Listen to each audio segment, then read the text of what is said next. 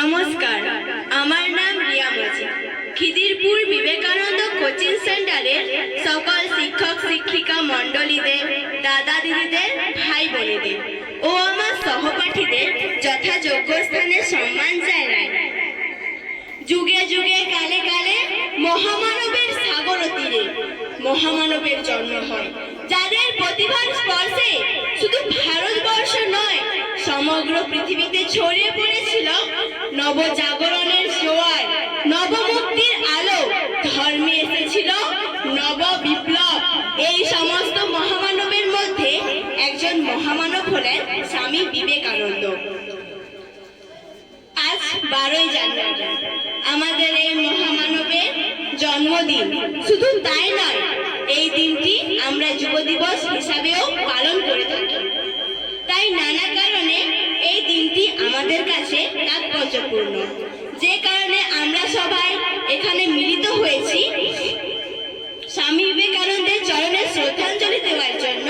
তাই তার সম্পর্কে কিছু বলার আগে স্বামীজির পদযুগলে শ্রদ্ধা জানাই।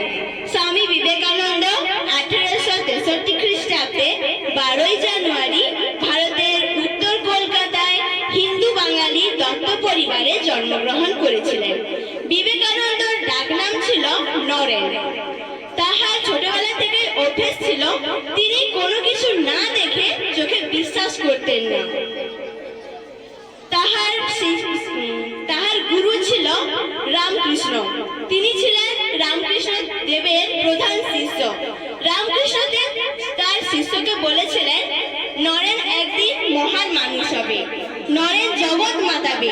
তার এই কথাটি কয়েক বছরের মধ্যে অক্ষরে অক্ষরে মিলে যায়।